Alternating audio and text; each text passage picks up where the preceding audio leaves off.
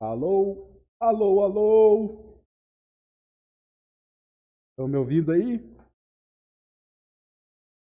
Danilo Melo, bom dia.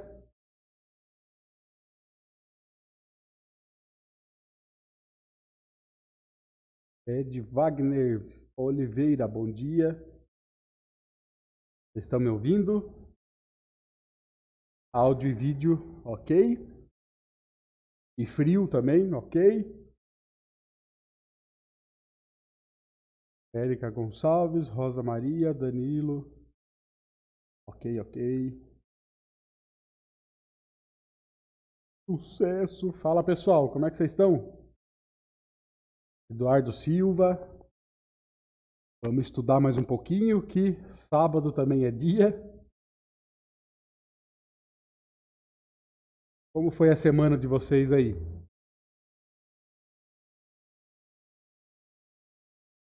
Semana agitada, não? O mercado mudou um pouco, comportamento, o negócio foi agitado. Primeira semana no game, Danilo. Aí sim. Que legal, parabéns, cara. Sim, é o nosso objetivo. Fechou a semana, fechou o mês. É isso que importa. Olha, foi uma semana bagunçada aí, hein? Parabéns de sair no game. Ontem teve o payroll, né? Vocês pegaram aí. Não sei se todo mundo operou o payroll, mas payroll foi. É que foi tranquilo, né? Achei que a porrada ia ser maior, mas como a gente já vem de várias porradas aí, né, na semana, acho que o payroll não foi tão relativo assim. Não foi tão relevante.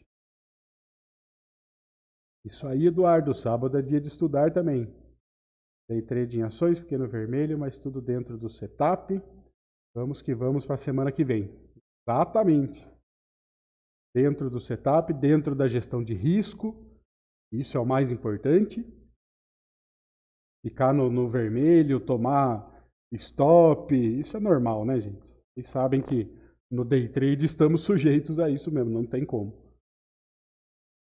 Mas estando dentro da gestão de risco, não tem perigo. Legal. Pessoal, vou começar falando para vocês aqui, fazer uma propagandinha. Primeiro do nosso Instagram.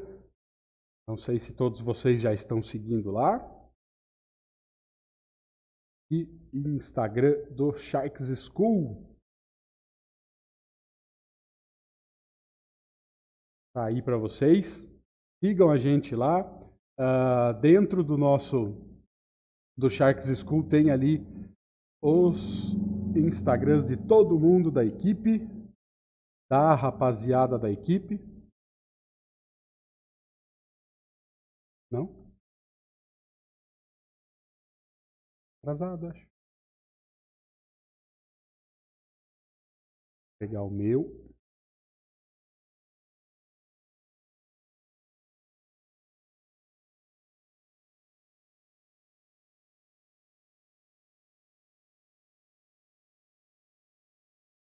Este é o meu Instagram. Vou voltar, não apareceu, né? Eu falei e não coloquei a tela.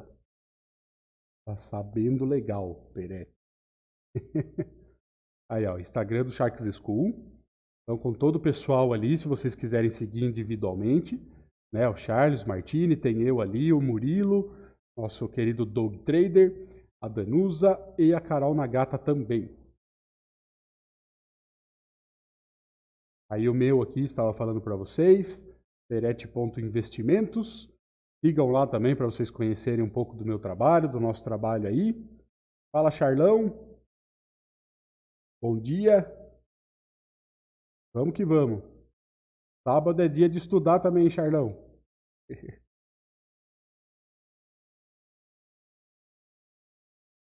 Tranquilo, pessoal? Se você não conhece o nosso trabalho, dentro do canal que estamos aqui, Charles Nader Sharks School, a ideia do Charles aí sensacional de trazer a gente para poder trazer conteúdo para vocês. Então a gente vê, acho que hoje, eu posso falar aí que é o canal, acho que mais completo que vocês vão achar sobre Bolsa de Valores no mercado, tá? A gente faz o Wake Up de manhã, eu faço com vocês aí das 8h30 às 9h. O Martini toca aí o pregão ao vivo até 12h30. O Charlão entra na parte da tarde. Aí durante a semana nós temos vários outros conteúdos aí também. Tem o Doug, né, com o curso, com a saga do CNPI, para você que quer ser aí um analista de mercado. Tem a Danusa aí com a parte da psicologia, né, a nossa psicóloga. A Carol Nagata falando de teoria comportamental, né? Aos domingos, o Martini faz o programa também, Sunday Sharks, para preparar a semana aí, falar de tempos gráficos um pouco maiores, né? Para a gente poder fazer análise aí com ele. Então, realmente um canal completo, quase que o dia inteiro de programação aí. Antes de abrir o pregão, até depois aí que o pregão fecha, estamos aqui no canal do Charles Nader Sharks School trazendo conteúdo para vocês. Beleza? Segura as perdas aí, ter mais sabedoria, não ter ganância, estou aprendendo muito com as porradas. É isso aí, Julius Trade. Concordo com você. A gente aprende, claro que dentro da gestão de risco, isso é o mais importante. Não podemos ficar saindo aí da gestão para não quebrar a conta também, né? É muito importante que a gente siga uma estratégia bem definida aí, para a gente poder ficar vivo no mercado, né? Ok? Vamos começar nossos estudos então? Deixa o seu like ali. Se você perdeu algum conteúdo aí, se você quer rever alguma coisa, vou mostrar para vocês o meu canal do YouTube, Marcelo Peretti. Tá aqui, já vou mandar o link também para vocês. Então, se você perdeu alguma coisa, além da saga do agente autônomo, tem ali uma série que eu fiz preparando, né, que eu estou fazendo ainda, preparando o seu dia de operações. O último episódio foi sobre o Brasil, né, a nossa bolsa, o que a gente olha, o que é relevante ali para a gente olhar, saber como que está o mercado internacional, tá? Então já vou deixar para vocês também o link do meu canal. Se inscrevam lá para a gente dar sequência aí no nosso trabalho. Está sendo muito legal. Agradeço a presença de vocês aí no sabadão para a gente poder estudar. Aí sim a gente vê o pessoal que realmente está empenhado, que está querendo estudar de verdade, né? 11 horas da manhã de sábado, dia 3 de agosto. Vamos tratar hoje de 2 módulos aí da prova, tá? A gente já fez do 1 ao 5. Na quinta-feira eu fiz um resumo desses módulos, né? Do 1 ao 5, algumas questões ali, um questionário para a gente responder e tirar algumas dúvidas. O pessoal que está me procurando aí diretamente no Instagram ou pelo meu Facebook também, né? Marcelo Peretti. Eu estou ajudando com material também, se vocês tiverem interesse. Tá? Podem me procurar, podem conversar comigo ali. Se você já está esperando para fazer aí, já está marcado sua prova ou você está estudando para a prova, eu posso te ajudar também recomendando algum material aí de apoio. Perfeito? Vamos lá então. Então hoje a gente vai falar dos módulos 6 e 7, tá? O primeiro é o 6 aí, instituições e intermediadores financeiros. Façam perguntas. Não é toda hora que eu vou estar olhando o chat aqui, mas eu já consigo responder vocês, tá? Eu fico de olho aí para um possível questionamento aí, alguma dúvida que vocês tenham. Beleza? Vamos lá. Pessoal, o que a gente precisa saber? Tipos de banco, quais são as instituições, quais são os intermediadores do nosso sistema financeiro. Então a gente começa aí com a classificação e conceitos, falando primeiramente dos bancos múltiplos. Bancos múltiplos surgiram com o objetivo de racionalizar a administração das instituições financeiras. Então, o banco múltiplo, ele precisa ter aí uma carteira, necessariamente ele tem que ter uma dessas carteiras, tá? Comercial ou de investimentos.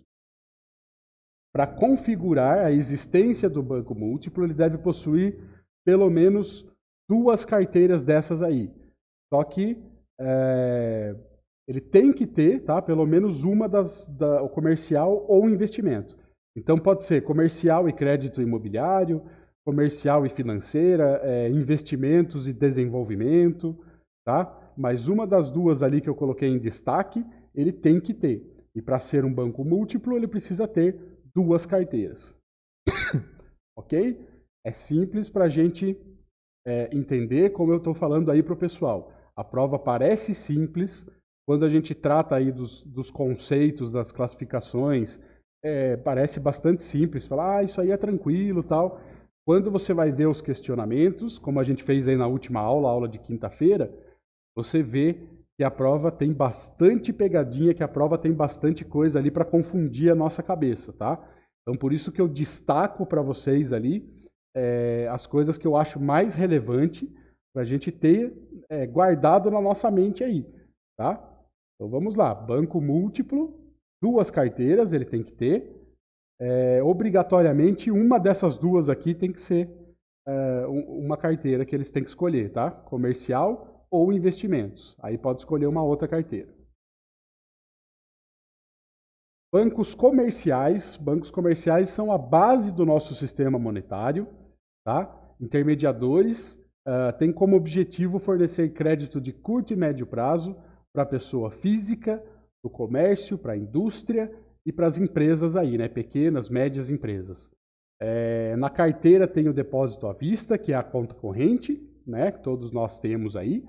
O depósito a prazo seriam os CDBs e os RDBs, né? Títulos emitidos aí pelo banco, né? Pela instituição.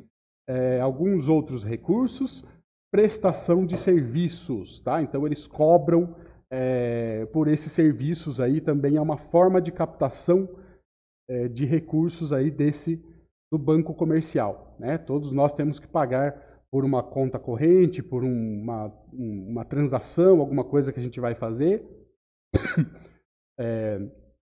uma TED, um DOC, cheque, né? Tudo que você precisa usar aí no banco, cartão de crédito, tem uma cobrança por isso. Então eles vivem dessa maneira. Ok? Tranquilo aqui? O pessoal vai participando aí junto comigo. Temos também no nosso sistema financeiro bancos de investimento. Então é criado para conceder crédito de médio e longo prazo para as empresas, tá? Lá a gente falou de curto e médio prazo nos bancos comerciais, são a base do nosso sistema. No banco de investimento falamos de crédito de médio e longo prazo. Os tipos de crédito, então administração de fundos de investimentos, IPO e underwriting, isso a gente vai falar no módulo de mercado de capitais, é o módulo 8, tá? Será a nossa próxima aula, mas só antecipando, se você não conhece esse termo, então é a abertura de capital aí, né? A primeira abertura de capital de uma empresa, a primeira emissão de ações ali, o IPO. O underwriting é a nossa subscrição, tá? Quando a empresa precisa captar mais um pouco de recurso aí e faz o lançamento de novas ações aí no mercado. Então, também através do capital de giro, capital fixo, sempre acompanhado de projeto, e também através de CDBs e RDBs, que são produtos aí de renda fixa emitidos pelos bancos.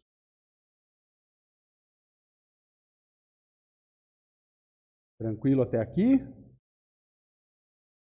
Então, com o crescimento do mercado de capitais, cada vez se torna mais importante a presença dos bancos de investimentos. Se a gente pegar lá, por exemplo, pegar Estados Unidos, pessoal, vocês veem que essa classificação que eu estou falando aqui para vocês, ela é bem definida, tá?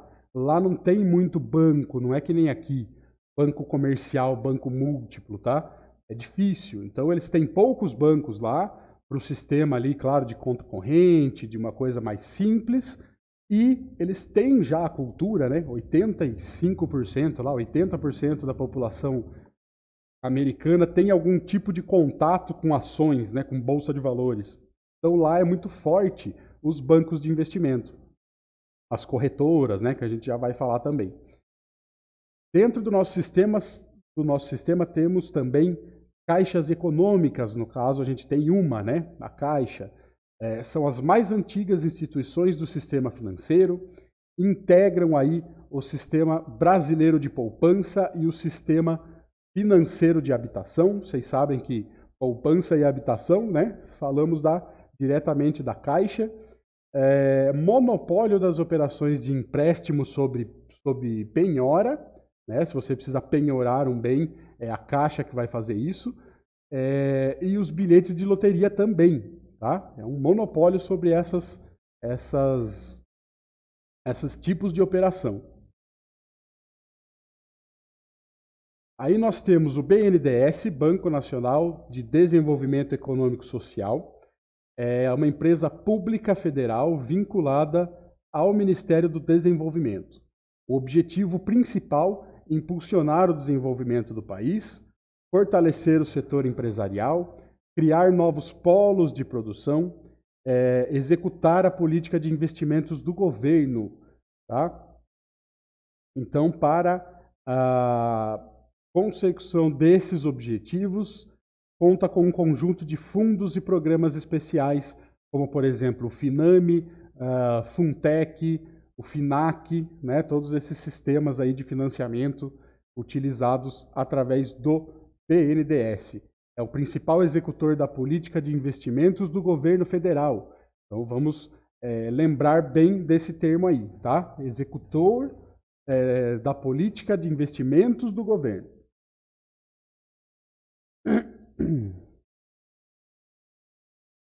Cooperativas de crédito, bastante comum, não sei, nas cidades maiores, não sei como que funciona, mas aqui no interior é bastante comum a gente ver as cooperativas de crédito, né? Então, são pessoas com a mesma finalidade que buscam os mesmos objetivos. Então, pessoas com atividades afim e através da união de esforços aí, concessão de créditos, né?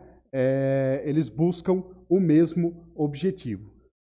Então, eles atuam basicamente no setor primário da economia, tá? Que é o setor da agricultura, por isso aqui no interior é tão comum, né, a gente ver as cooperativas.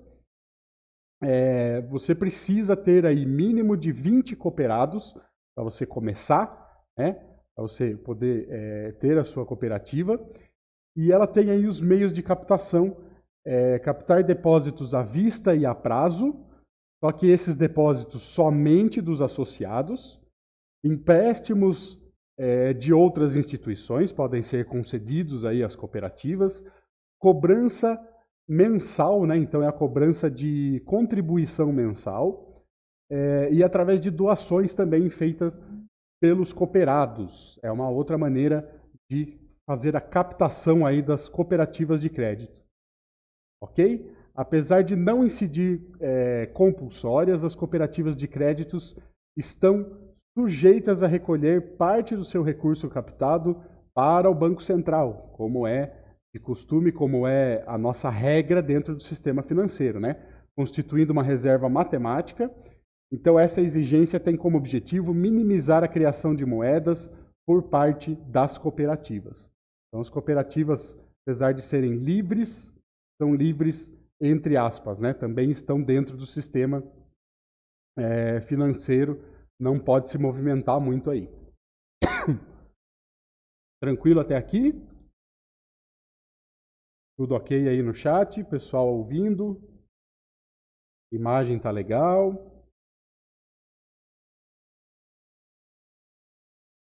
Aí eu vou trazer para vocês também umas questões, algumas questõezinhas, só para a gente se situar um pouco, para vocês verem aquilo que eu falei, que a gente realmente confunde na hora da prova, tá? A prova é feita para a gente confundir. Então vocês vão ver aí que às vezes tem umas pegadinhas aí que a gente consegue, não é tão fácil de definir.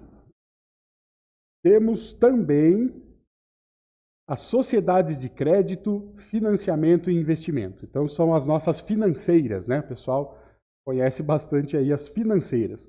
O objetivo é financiar bens duráveis por meio de crédito direto ao consumidor. Tá? Então, através do CDC, através do crediário, né? Exemplos aí tem a Losango, tem a BV Financeira, a Porto Cred, tem inúmeras aí, né? Financeiras aqui no interior também, acho que em cidades maiores também deve ser assim. A cada esquina você vê uma financeira, né? Então elas não podem manter aí as contas correntes, ok? Por ser uma atividade de risco, as operações passivas estão limitadas a 12 vezes o seu patrimônio. As taxas altas são justificadas pelo alto índice de inadimplência, ok? Então, cada vez mais cresce o número de financeiras aí que atuam no Brasil. É um país atrativo para esse tipo de instituição devido à sua alta taxa de juros que vem caindo nesses últimos tempos, né, pessoal? Como a gente já viu aí, a Selic já baixou, a Selic já baixou para 6%. Existem aí algumas expectativas de até baixar mais, não sei o que pode acontecer nos próximos capítulos aí, né?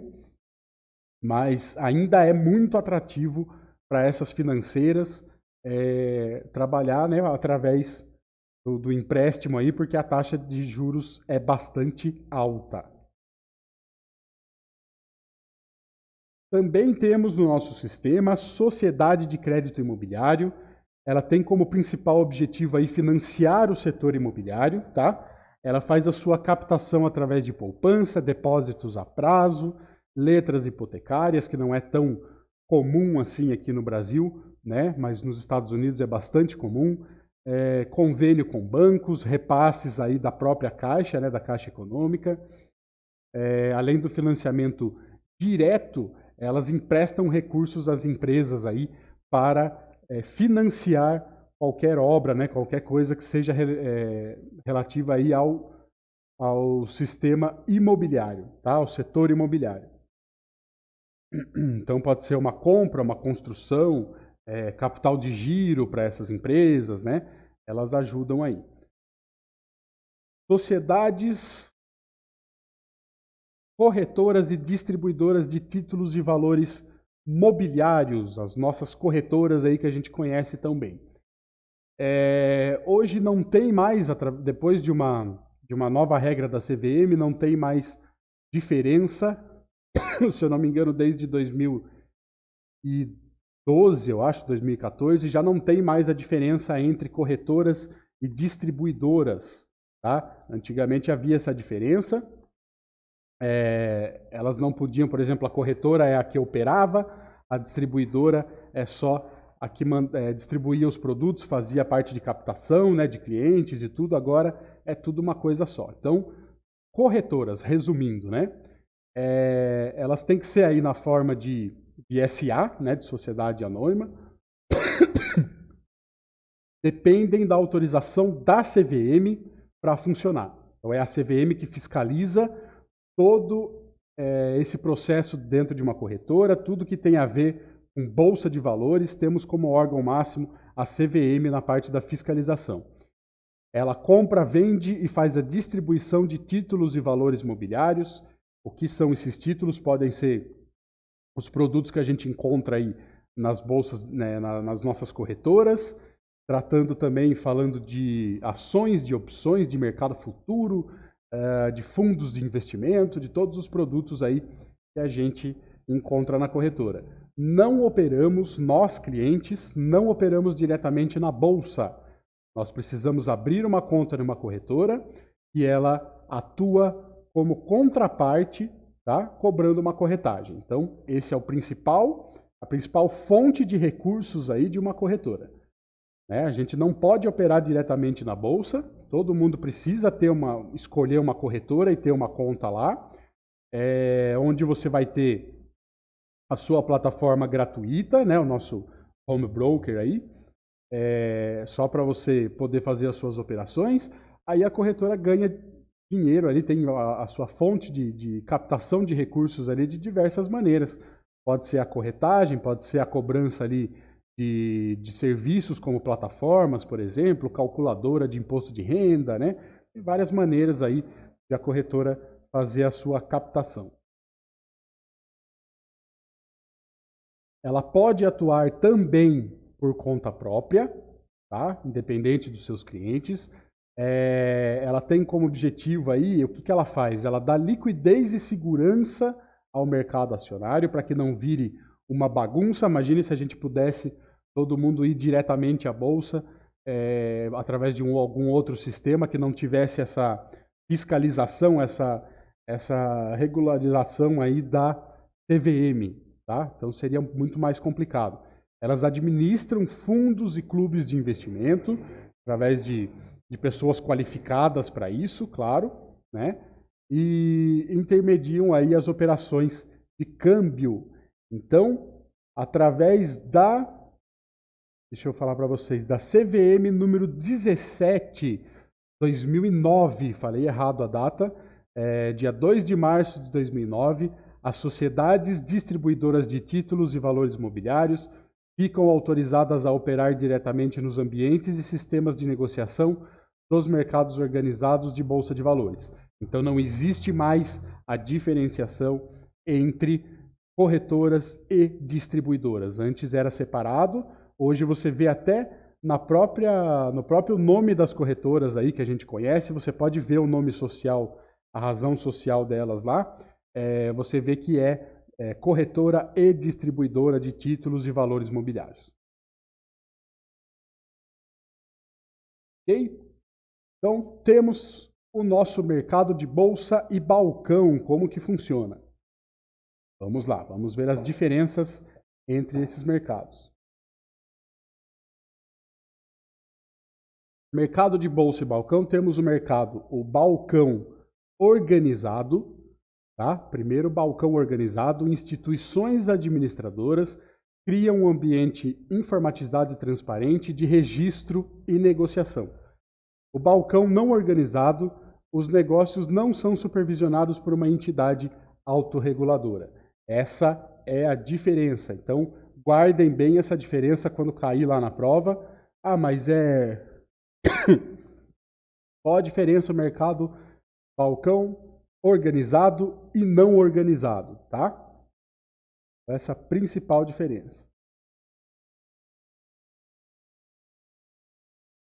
A Bolsa de Valores, que a gente conhece, negociam ações de empresas de capital aberto e outros instrumentos financeiros. Então, como eu falei para vocês, fundos de investimento, fundo imobiliário, né, você negocia diretamente na Bolsa, opções, mercado futuro, que a gente gosta bastante aí nos nossos mini contratos, né, tudo feito aí através da Bolsa de Valores, no nosso caso, a nossa B3. O pregão eletrônico registra, supervisiona e divulga a execução dos negócios. Tudo isso para que a gente tenha mais transparência, a gente tenha mais segurança nas nossas operações, tá? Então a gente pode ver através de um book de oferta, a gente pode ver através das nossas plataformas, até mesmo home broker, né? Não precisa ser uma plataforma paga. Você consegue ver o registro, a divulgação dos negócios. Por exemplo, no Wake Up Sharks aí todas as manhãs, eu faço um resumo dos nossos mini contratos, né, falando para vocês. Eu coloco lá, eu falo para vocês o volume de negócio que teve no dia, tá? Então é uma coisa transparente. No mercado de balcão, por exemplo, isso não é transparente, você não consegue ver, né, esse tipo de negociação. Dentro do pregão eletrônico, na nossa Bolsa de Valores, a gente consegue saber exatamente quantos contratos foram comprados, quantos foram vendidos, qual foi o volume de negociação, né? A gente consegue ver tudo isso daí dentro de contratos futuros, dentro de ações, de opções, né? É um mercado transparente. Esse pregão eletrônico ele veio, claro, com a tecnologia, né? Através da tecnologia, mas ele veio também para deixar tudo mais transparente para o investidor, para a gente ter mais tranquilidade de fazer os nossos investimentos aí.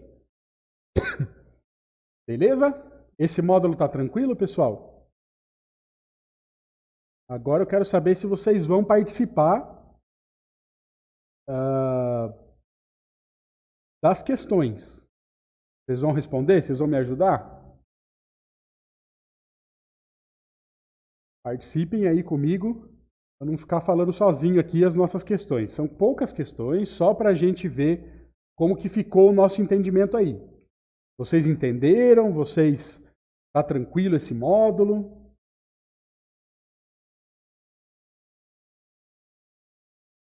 Falem comigo aí para eu não achar que o chat está travado. Július Trade, Sérgio Coelho, o pessoal tá por aí, Danilo Melo.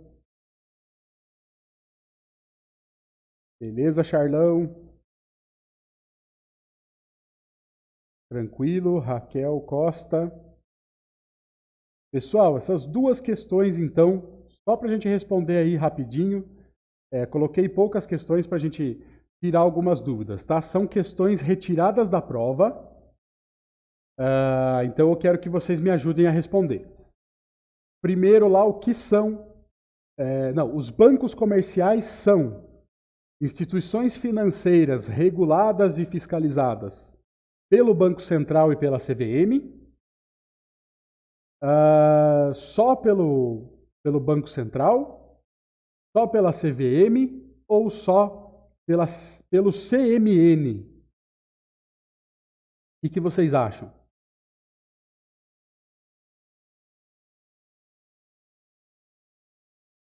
Pode chutar. Ah, ah,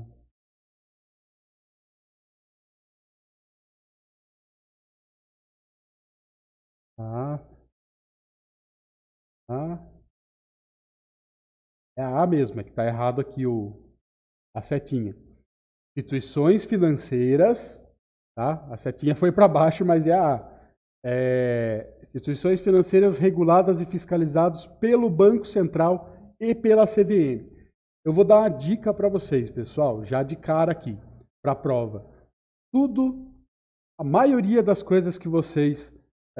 não, desculpem, eu estou falando besteira. É a B mesmo, bancos comerciais, instituição financeira regulada e fiscalizada pelo Banco Central, tá? Eu achei que eu puxei errado aqui, não, tá certo, é a B. Resposta B. Tá bom? Falei errado para vocês. Quando a gente falar de investimentos, pessoal, quase tudo que tiver aí a ver com investimentos, lembrem-se que sempre vai ter a CVM por trás. Tá? Investimentos. Então a gente está falando primeiro de banco comercial. Banco comercial regulado e fiscalizado pelo Banco Central. Beleza. Captação de depósitos à vista é um serviço exclusivo de quem? Bancos comerciais e múltiplos, sem carteira comercial, bancos de investimento e múltiplos com carteira de investimento, bancos múltiplos com carteira comercial e bancos comerciais, bancos comerciais e sociedades financeiras. Tá vendo? Essas questões que eu falo para vocês na prova, parece que todas fazem sentido, sabe? Quando você vai responder, você fala, não, mas pode ser. Banco comercial e múltiplo sem carteira comercial pode ser. De investimento pode ser.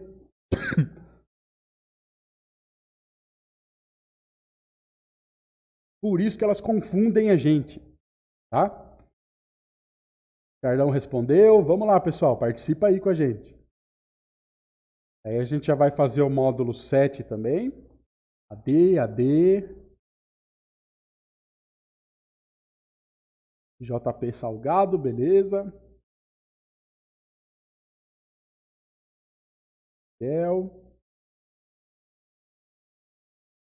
Bancos múltiplos com carteira comercial e bancos comerciais, pessoal. Tá? Financeira não. Depósito à vista, não. Financeira não pode fazer. Tá vendo como confunde a gente? Então é banco múltiplo com carteira comercial e bancos comerciais. Lembra que o banco comercial é a base do nosso sistema, são os nossos bancos aí que a gente conhece, né? Na verdade, aqui no Brasil, como eu falei para vocês, nos Estados Unidos, isso daí é bem definido, bem separado. quando a gente vem para o Brasil, o que acontece? Os próprios bancos comerciais também têm a sua parte onde eles são múltiplos, onde eles são de investimento, tá? Quando você pega qualquer banco aí, você pega o Itaú, você pega o Bradesco, dentro do próprio banco tem vários setores. Ah, você é do investimento? Tá, então você vai lá pro private, você vai pro Van Gogh, você vai lá pro não sei o quê, né? Eles têm os bancos ali, o Prime, né? Acho que o Bradesco é o Prime. A parte de investidor qualificado, a parte de investimentos, né? Então são os próprios bancos que a gente conhece aí, quase todos eles têm essas variadas carteiras, entendeu? Vamos para as próximas. Bancos múltiplos com carteira de investimento. São instituições financeiras reguladas e fiscalizadas pelo Banco Central e CVM, só pelo Banco Central, só pela CVM, ou são instituições não financeiras reguladas e fiscalizadas pelo Banco Central e CVM. O que vocês acham? Olha a treta. Então, o que eu falo para vocês, todas as respostas parecidas, né? E a gente vê e fala, poxa, mas aí eu não estou entendendo mais nada. É não financeira ou é financeira? Vocês que acompanharam aí o nosso resumão, vocês viram aquela pegadinha que eu coloquei lá, né? Que cai na prova.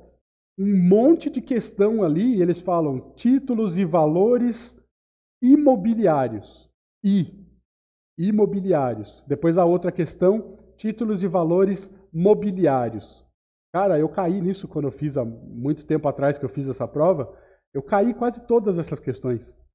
Eu olhava a letra A CVM, Comissão de Valores Imobiliários. Já respondia. É essa aqui. Entendeu? Daí lá na D, por exemplo, estava lá mobiliários. Falei, puxa, é só para pegar a gente mesmo. Então vamos lá. Instituições financeiras reguladas e fiscalizadas pelo Banco Central e CVM. Então, são bancos, lembre-se assim, são bancos, tá? Se tratando de bancos, temos o Banco Central como autoridade máxima. Quando você fala de investimento, temos a CVM por trás. Ok? Então, sempre lembre dessa regra. Falou de investimento, tem a CVM. Alguma coisa vai ter a CVM. Tá. Então, agora eu vou ver de que instituição eu estou falando. Estou falando de um banco. Então, do banco, sim, ele é regulado e fiscalizado pelo Banco Central. Tá? Tá vendo como confunde? Olha lá, o pessoal acertou, alguns erraram. Mais uma, então. Sociedades de crédito imobiliário foram criadas para financiar o mercado imobiliário, utilizando como principal instrumento de captação. Boa, boa, Charlão. Mas a prova já confunde a gente, Charlão. Você vai enganar mais ainda.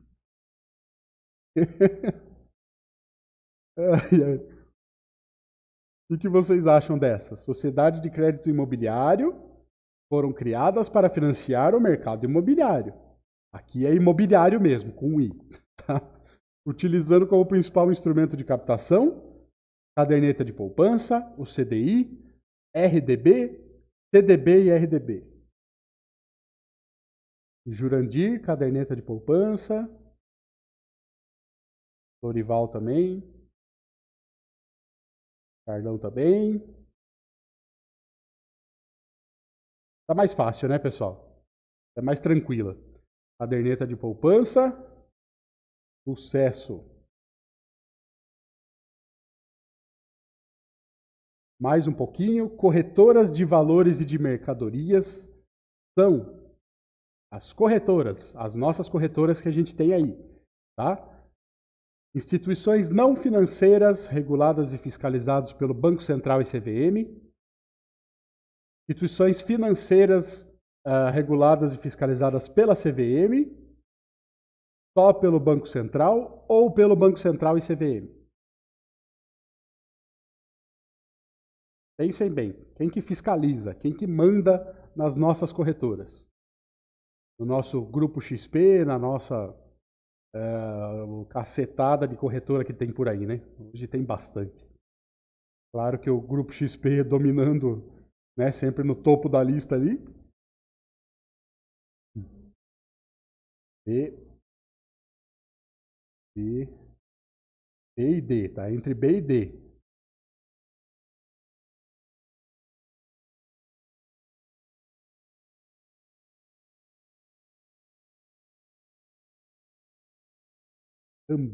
Também por Bacen e CVM, tá? Banco Central e CVM. São parecidas, exatamente.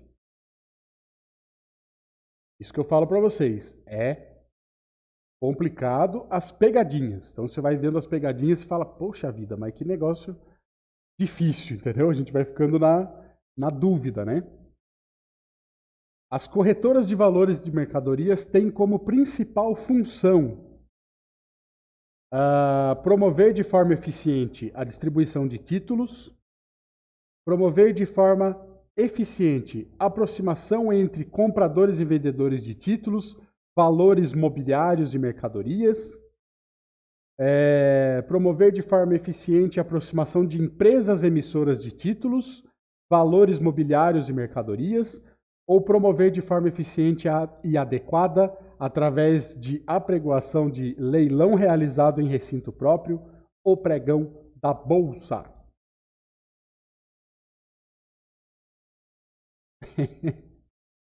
Vocês estão entendendo a dificuldade da prova, pessoal? Isso é complicado. Essa prova ela é difícil exatamente por causa disso. Não os conceitos quando a gente estuda, ó, então resposta B, promover de forma eficiente a aproximação entre compradores e vendedores de títulos, valores mobiliários e mercadorias. É bastante difícil. A gente vê a prova aí, a gente vê os módulos. Se vocês pegarem material escrito ou se vocês que estão me acompanhando aqui, eles falam, tá, entendi. Poxa, o sistema financeiro, as instituições, banco múltiplo, banco comercial, já entendi. Tá? Já entendi tudo isso daí. Aí você vai para a prova, tem esse monte de questão, tudo parecida. Às vezes é uma letra, como eu falei para vocês, do mobiliário para imobiliário. Pronto, já te pegou, entendeu? Pessoal, vou fazer rapidinho administração de risco. Acho que dá tempo, a gente até passou um pouco do que eu imaginei. Vocês topam? Vocês topam de a gente fazer mais um? Essa administração de risco é rápido, tá? Então, acho que nem 10 slides aí, eu passo rapidinho com vocês. É tranquilo, não tem nada de muito difícil. A gente já faz ela e encerra para a gente poder fazer o seguinte. Próxima aula, mercado de capitais. O módulo mais comprido da prova. Então, eu quero pegar uma aula só para mercado de capitais, para a gente poder prestar bastante atenção. Beleza? Então, vamos lá. Vamos passar um pouquinho hoje de 1 hora de aula aí. Pessoal querendo estudar no sábado, rapaz. É até bonito de ver, viu? Isso que alegra a gente, pessoal. Então vamos lá. Vamos falar um pouquinho de administração de risco, alguns conceitos para a gente saber como que funciona, tá? Conceitos que vocês vão ouvir a todo momento aí no mercado, quando vocês entrarem, por exemplo, trabalhar num escritório, se você vai trabalhar num banco, tá? São conceitos que a gente precisa aprender. Rentabilidade, risco e retorno dos investimentos. Rentabilidade absoluta e rentabilidade relativa. Então, absoluta. O seu produto, coloquei de uma maneira bem direta para a gente entender. O seu produto de renda fixa rendeu 1% no último mês. Tá? Pegamos ali, ó, o pessoal chegando agora aí, Juliano, bom dia. Então você alocou o seu dinheiro, tá? Você investiu ali num produto de renda fixa, o seu produto rendeu 1% no último mês. Rentabilidade absoluta. Rentabilidade relativa, através de um benchmark. Vocês sabem o que é um benchmark? tá? É uma taxa, como se fosse uma taxa de comparação relativa. Então, o seu produto de renda fixa rendeu 105% do CDI no último mês. Então, você não sabe. E daí? O benchmark é o CDI, a taxa de comparação. Tá? Fundos de investimento, por exemplo, tem como seu principal benchmark o IBOV. Você pega lá um fundo de investimento e ações. Qual é o benchmark? IBOV. Tá? O IBOV rendeu 3% nesse mês, o nosso fundo rendeu 30% do IBOV, rendeu 130% do IBOV. Tá? Então esse é o conceito que vocês têm que entender de benchmark. Então, rentabilidade absoluta e rentabilidade relativa. Estamos comparando alguma coisa. Tá? Aí temos rentabilidade observada e rentabilidade esperada. Observada, passado, histórico de rendimentos de um fundo. Eu quero entrar nesse fundo de investimentos de multimercado, por exemplo. Como que eu sei? O que esse fundo me traz? O que ele pode trazer para mim? Então, eu vou pegar lá o fundo, vou pegar histórico de rendimentos do fundo. Esse fundo está aberto desde 2012, por exemplo. Quanto ele rendeu? 2012 foi tanto. Você pode até ver os meses ali.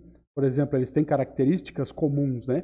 Você pode ver ali meses em que o fundo ficou negativo, quanto ficou. Ah, mas no final do ano fechou positivo.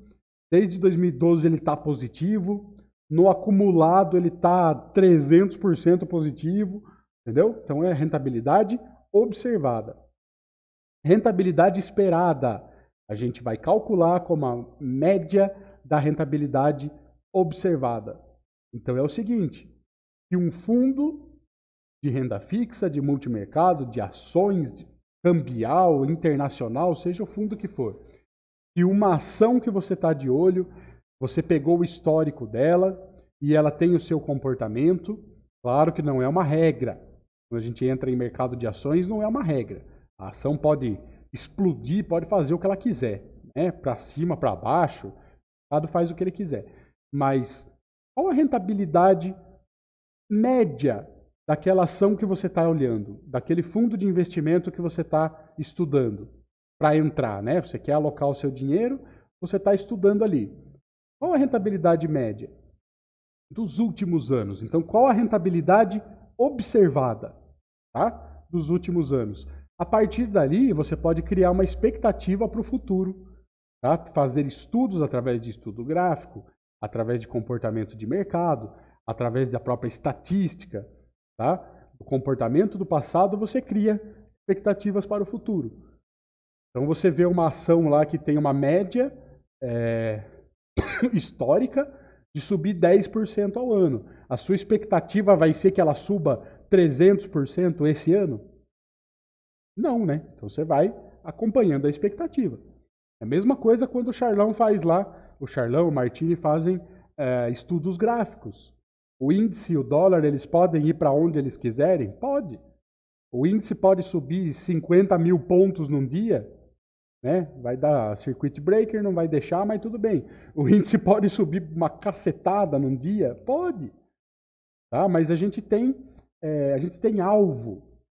Através do estudo gráfico, através do estudo fundamentalista também, você tem que ter alvo.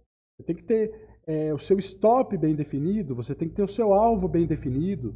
Não é assim, eu vou entrar nas ações da Petrobras e eu quero que ela chegue a 50 reais.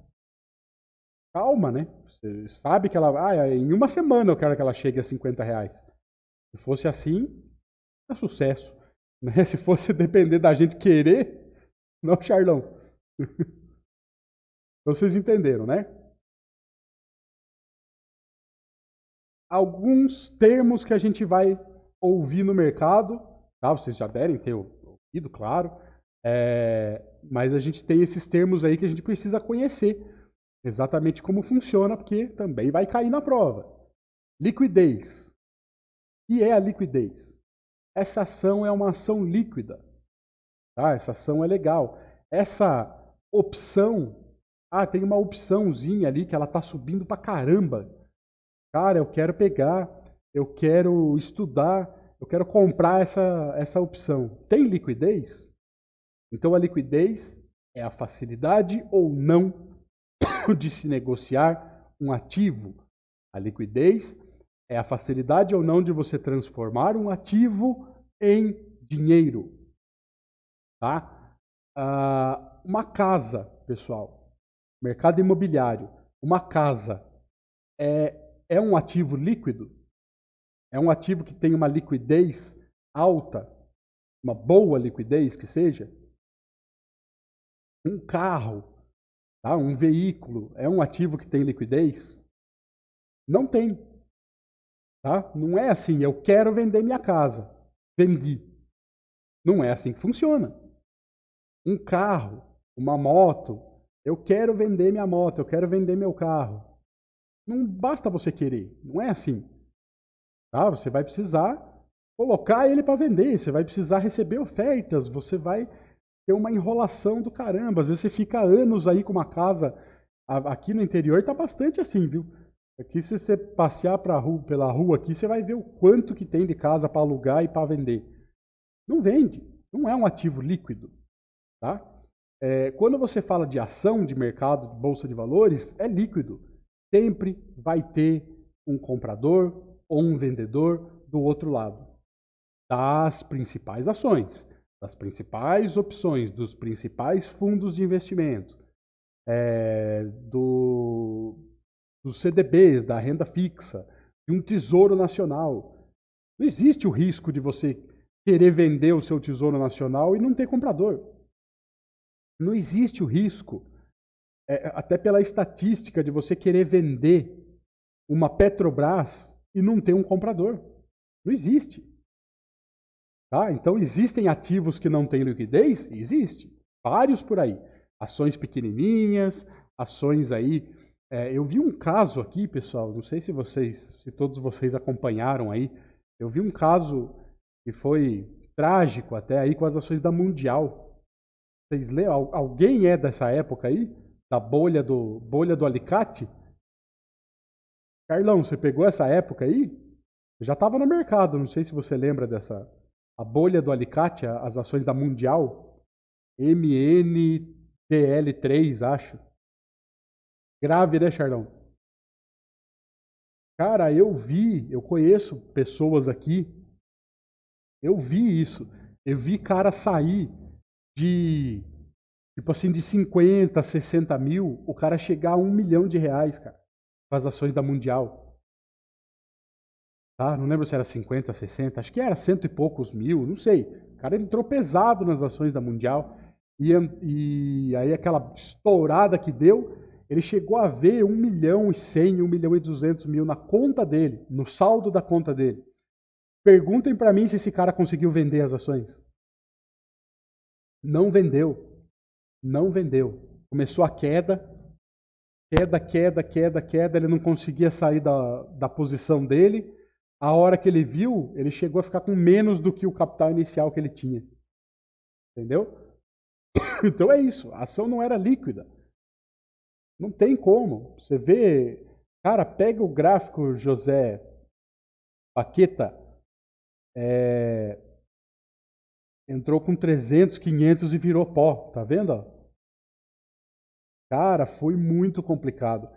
Pega o gráfico da Mundial para você ver, José Baqueta. MNDL3, eu acho, ou MNDL4. Cara, é um pico assim, ó. Rebentou para cima e já voltou tudo na cara também. Complicado. Então, conceito de liquidez. Estamos conversados. Risco. O que é o risco? Probabilidade de ganhar ou perder uma operação. Tem relação direta com o nível de renda do investimento. Tá? Então,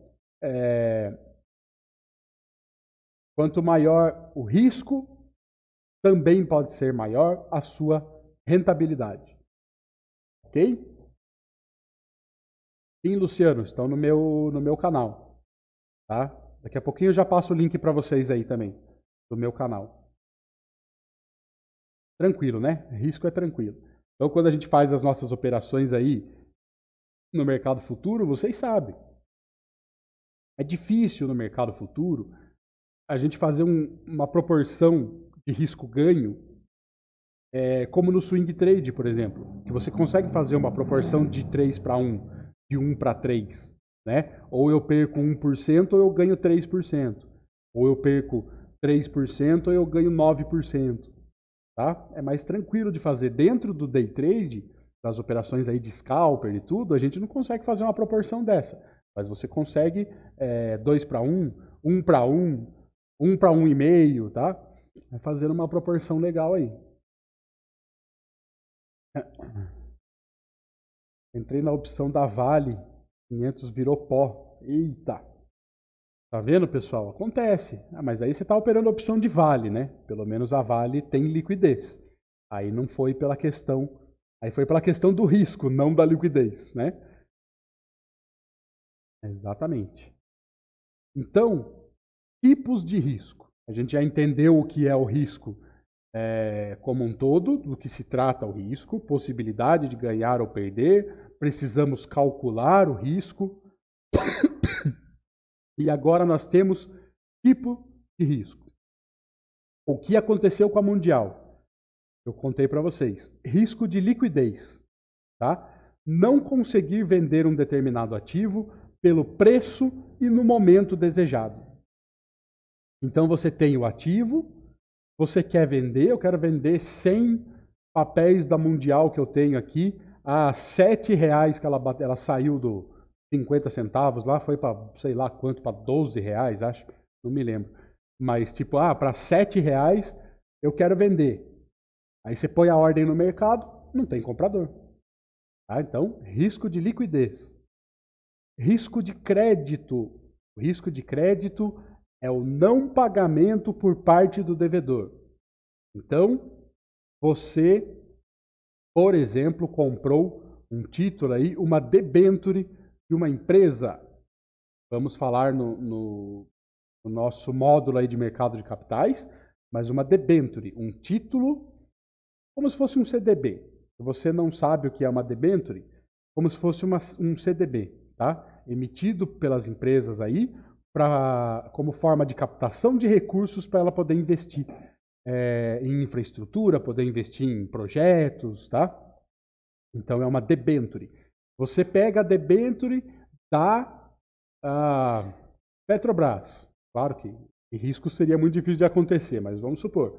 Você pega a debênture da Petrobras, a Petrobras começa a se arrebentar lá e não tem como pagar você. Você está emprestando dinheiro para a Petrobras. Tá? Quando uma empresa emite um debênture, uma debênture, ela está emprestando dinheiro dos investidores para poder investir. Tá? E aí você pega, emprestou dinheiro para ela e ela não consegue te pagar. Então, risco de crédito. Eu trouxe para o nosso mercado de bolsa de valores para ficar mais tranquilo. Risco de mercado. O que é o risco de mercado? Oscilação dos valores de um ativo em um determinado período. Então, basicamente, a volatilidade. Tá? Quando a gente entra no mini índice, no mini dólar, numa ação, em qualquer coisa que você entra ali, acontece o quê? A volatilidade. Tá? O mercado não é Estados Unidos, que o mercado americano, você pega gráfico das ações, e daí, claro, no longo prazo, né? Você pega lá, é tudo para cima, entendeu? É uma reta só. O Brasil tem alta volatilidade. Isso é ruim? Não. Não é ruim. Depende do que você está fazendo. Se você é um investidor de médio e longo prazo, você não pode se assustar com a volatilidade. Tá? Você tem que saber que a volatilidade acontece. Eu comprei hoje o meu título, a minha ação, o meu contrato futuro, aí ele subiu hoje 10%, amanhã ele caiu 5%, eu já saio fora. Não, se você tem objetivo de longo prazo, você tem que saber do risco do mercado. Quando a gente entra nos mini contratos aí no day trade, no scalper, a volatilidade é maravilhosa. Entendeu? A gente precisa que o mercado ande para algum lugar. Então, se ele subir, eu entro comprado, se ele cair, eu entro vendido. E sucesso.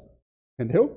A gente precisa que ele ande. O problema para a gente, para a maioria das pessoas, é quando o mercado fica estagnado.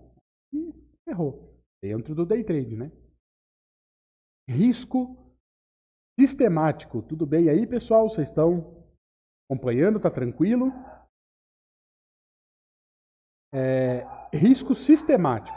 Volatilidade comum a todos os ativos do mercado. O que significa? É um risco comum a todos os ativos. O que seria isso? Por exemplo, acontecimentos políticos, que a gente tem bastante no nosso país, acontece bastante, alguma desgraça, alguma coisa que acontece mundial, tá? Que pode afetar. O 11 de setembro, por exemplo, afetou as bolsas do mundo inteiro. Tá? É um acontecimento mundial, internacional, não é só específico, né, nos Estados Unidos. Ele arrebentou as bolsas do mundo inteiro. Então, é um risco sistemático, é uma coisa que pode acontecer para todas as empresas, para todos os setores, para todo o mercado. Tá? E o não sistemático, ele é conhecido como risco específico. O que é o risco específico? Explodiu uma plataforma de petróleo da Petrobras. Isso é específico. Tá? Estourou a barragem da Vale. Caiu um avião da Embraer, da Azul. Entendeu? Riscos específicos. Então, pode ser setorial, pode ser um risco para um setor. Por exemplo, estoque de petróleo. Eu sempre falo para vocês no Wake Up. Estoque de petróleo bruto dos Estados Unidos. Tá? É um dado que vai impactar diretamente o setor de petróleo. Tá? Não vai impactar as ações da Via Varejo, não vai impactar a Cielo, não vai impactar o Bradesco, entendeu? Então são riscos específicos. Então, sistemático é o risco total, como um todo, macroeconômico, entendam assim, macroeconômico. Tá? Então, uma coisa que pode acontecer, que pode influenciar na economia como um todo. E não sistemático é o risco específico, microeconômico. Tá? E temos também o risco operacional. Esse é o risco aí que a gente vê no dia a dia, que pode acontecer com todo mundo. É o risco de sistema, plataforma, internet, erros humanos, equipamentos, tá? Travou meu computador, eu estou comprado, caiu minha internet, caiu a energia, plataforma da corretora travou. Esses dias a B3 travou, pessoal. Esses dias o servidor da B3 travou. Então não foi uma plataforma, travou todo mundo. Acho que foi quinta-feira, né? Se eu não me engano, quarta ou quinta-feira. Mercado de Forex se encaixa nessa situação. Sim, com certeza. Igual aconteceu essa semana, travou as plataformas. Isso aí, Michael. Todas elas travaram. Por quê? Porque foi o servidor da B3, não foi a XP, a Clear, a Modal, a Rico, a Genial, entendeu? Não, foi o servidor da B3. Então pode acontecer. Tá? Erros humanos. Eu quero comprar um contrato, compro 10. Tá? Esqueci um 0 ali, compro 10. Eita, entendeu? Acontece. Então, o risco operacional. Sucesso, né, pessoal? Tranquilo. Qual a maneira de a gente não eliminar? Você não vai eliminar 100%. Mas qual a maneira de você diminuir o seu risco quando a gente fala em médio e longo prazo, em qualquer tipo de investimento? Diversificação. Palavra-chave. Você se tornar um agente autônomo, como eu vou me tornar aí, nas próximas semanas, acompanhe os próximos capítulos, é a palavra que você mais vai falar na sua carreira. Tá? Diversificação. Você vai sentar com o cliente para conversar, você vai falar para ele, vou te explicar o conceito de diversificação. É isso que a gente precisa aprender, pessoal. Não colocar todos os ovos numa única cesta. Não pode, tá? Não pegar o dinheiro, todo o dinheiro que você tem para aplicar em ações e comprar em ações da Petrobras. Você tem que diversificar, você tem que eliminar os riscos. E o diversificar não é comprar Petro 3 e Petro 4, tá?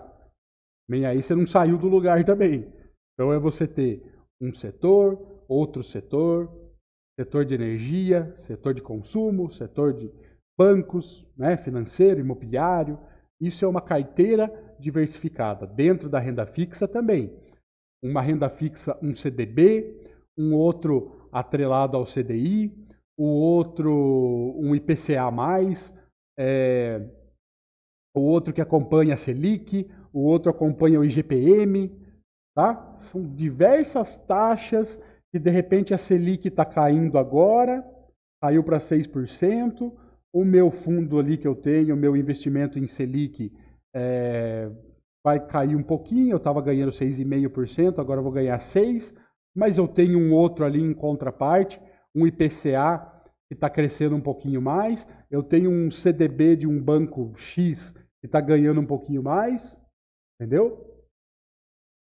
Cara, José Baqueta, o, um dos monstros sagrados do mercado, Nassim Taleb, se vocês não conhecem, pessoal, é o cara do Cisne Negro, tá? O livro lá do Cisne Negro. O Antifrágil é maravilhoso, José Baqueta.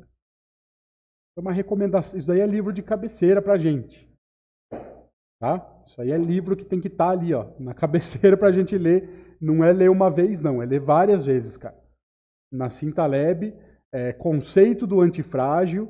Isso daí é maravilhoso, tá? Cisne Negro, exatamente. Tem mais um, né, dele.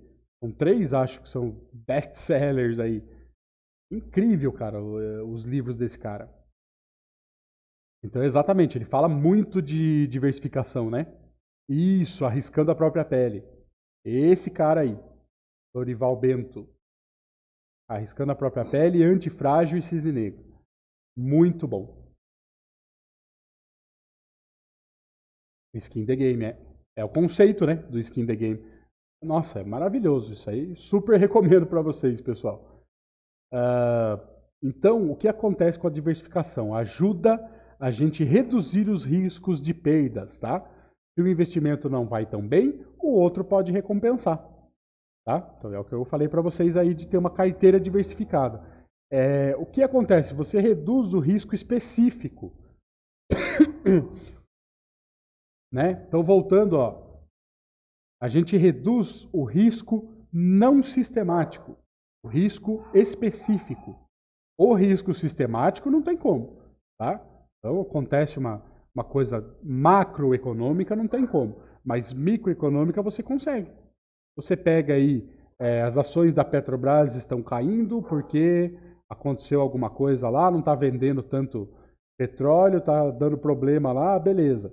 Mas em contraparte eu tenho a Magazine Luiza que já subiu 5 trilhões por cento nesse último ano aí.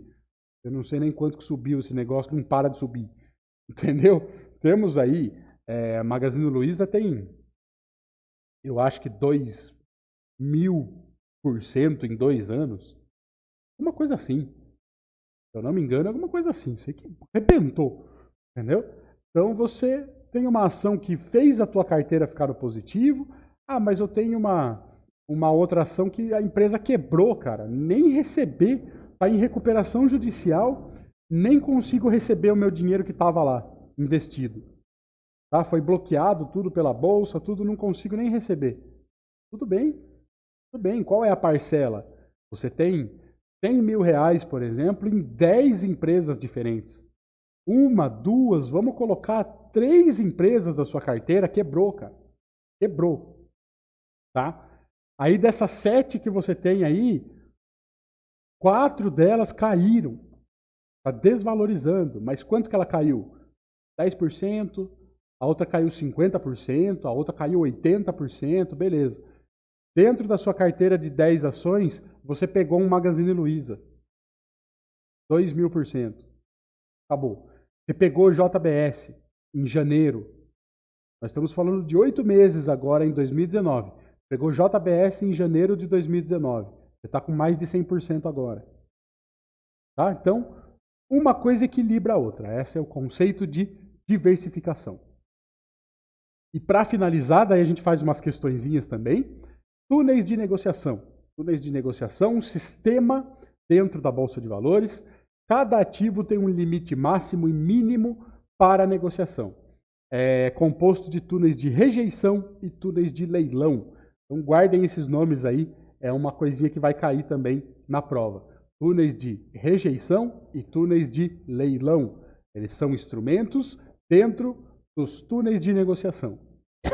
O primeiro atua na entrada da oferta no livro de ofertas, então túneis de rejeição, atua na entrada da oferta no book de ofertas, tá? No nosso livro de ofertas. E túneis de leilão atua no momento de fechamento do negócio. Por que que existe túneis de negociação? Para ter um limite máximo e mínimo entre negociações. Tá?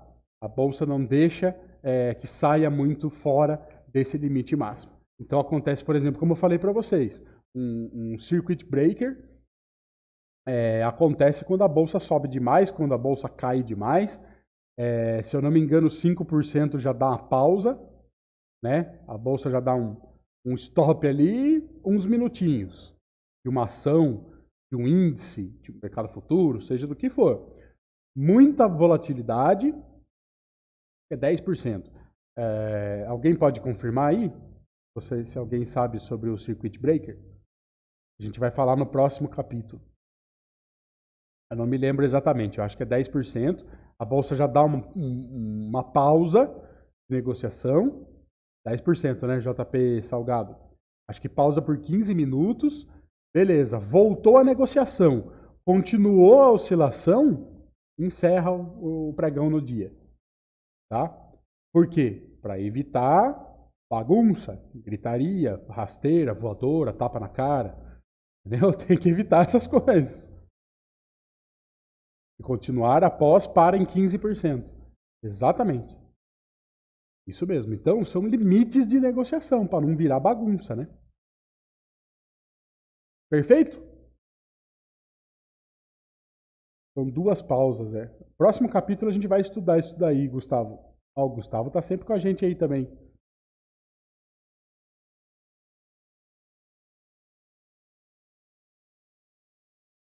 Sim. Vamos tirar essas dúvidas aí, que eu também não lembro como que funciona a regra.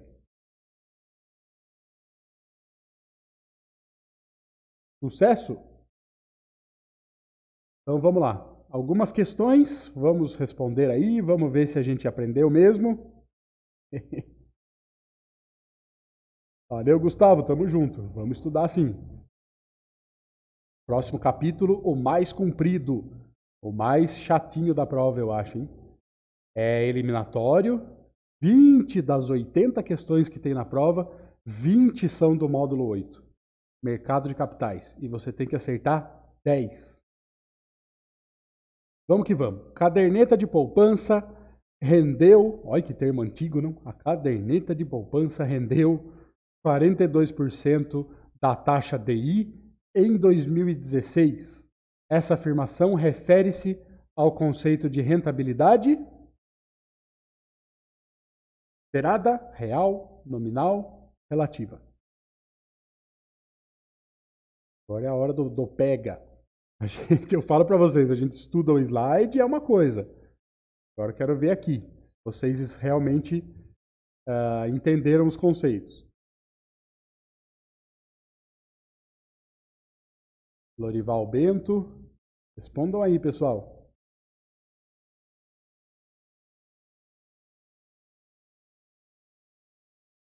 Relativa, pessoal. 42% da taxa TI. Tá? Relativa. A gente está comparando com uma taxa. Né? Então é 42% da taxa DI. A gente tem que saber qual é a taxa DI primeiro, para daí saber exatamente a nossa rentabilidade real da poupança, né? Principais riscos normalmente encontrados em investimentos financeiros. Quais são? Mercado, crédito e alavancagem, crédito e operacional, mercado, crédito e liquidez, mercado, operacional e liquidez.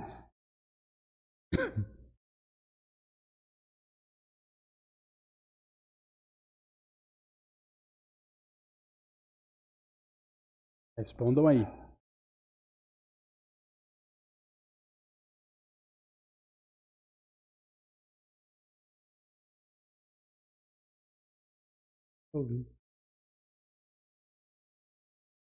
Todos. Gustavo Pomari, todos. Tem risco de tudo. A, B. Mercado, crédito e liquidez, pessoal. Tá? A alavancagem, para nós aí que operamos, claro que é um risco, mas ela não é considerada nos conceitos de risco. Tá? Ela não é considerada como risco. Então, a gente fala mercado, crédito e liquidez. Então, mercado é a flutuação, pode acontecer aí a variação do preço, a volatilidade. O crédito, se você está numa debenture lá, por exemplo, a empresa pode não te pagar, tá? E a liquidez, você querer vender o ativo e não tem comprador. Então, o risco de liquidez presente nos títulos é aquele decorrente do quê? Poucos compradores para o título que não querem pagar o preço justo, muitos compradores que não querem pagar o preço justo,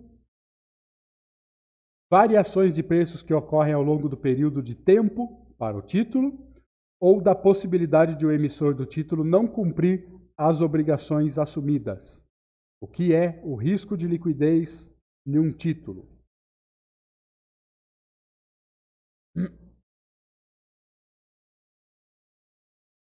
JP Salgado. Poucos compradores para o título que não querem pagar o preço justo. E pessoal, exatamente. Então não tem comprador e o pouco, né, os poucos que tem não quer pagar o preço justo.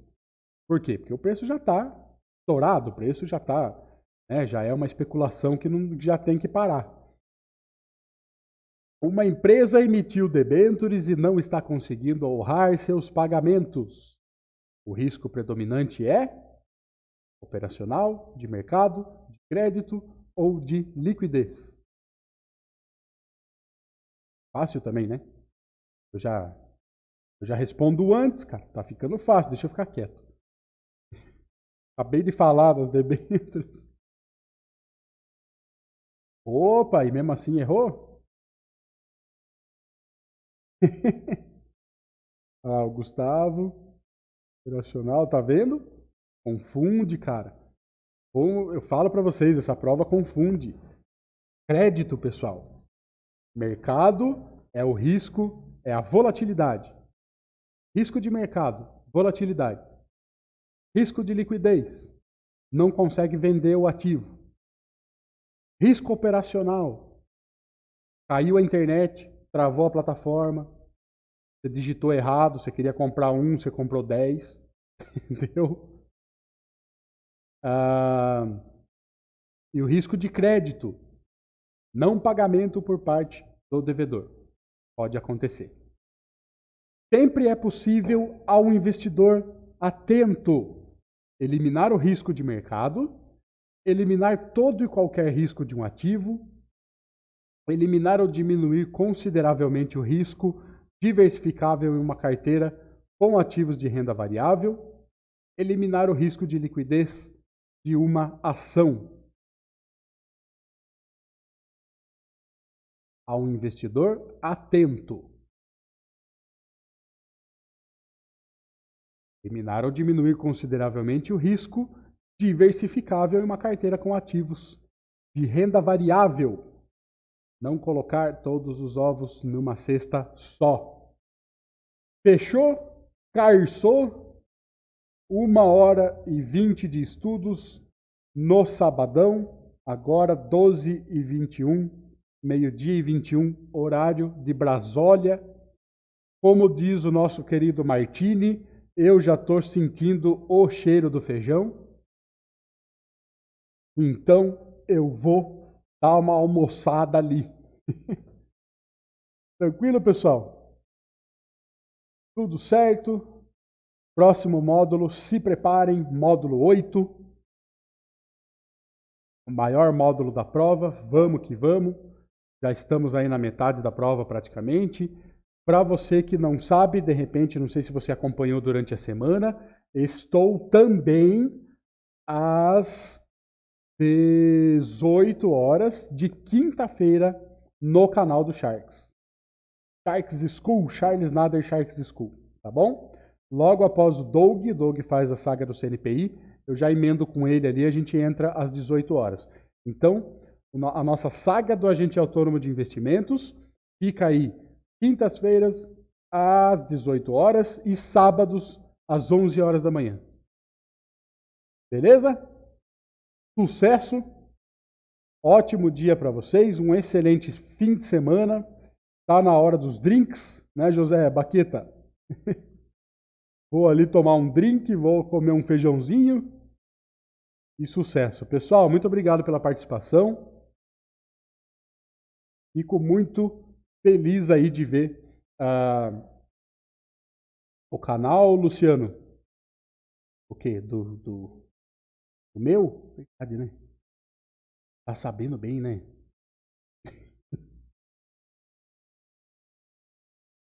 Meu canal. Estamos.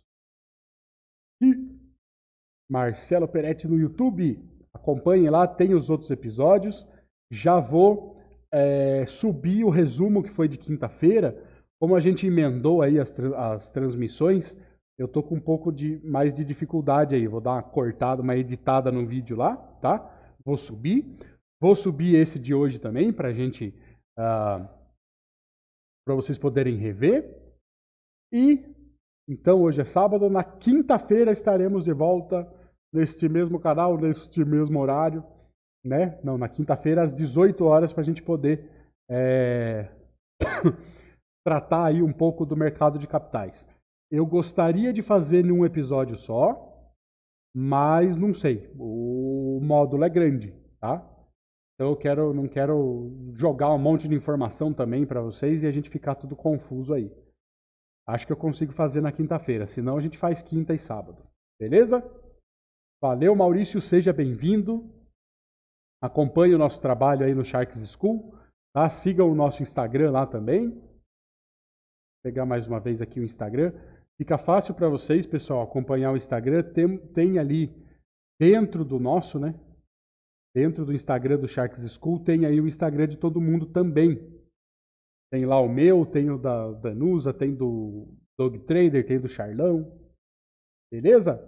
Pessoal, forte abraço, muito obrigado aí pela presença. Deixem o seu like.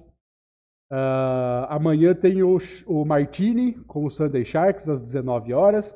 E segunda-feira, às 8h30, estou aí com vocês ao vivo no Wake Up Sharks. Valeu? Abraço!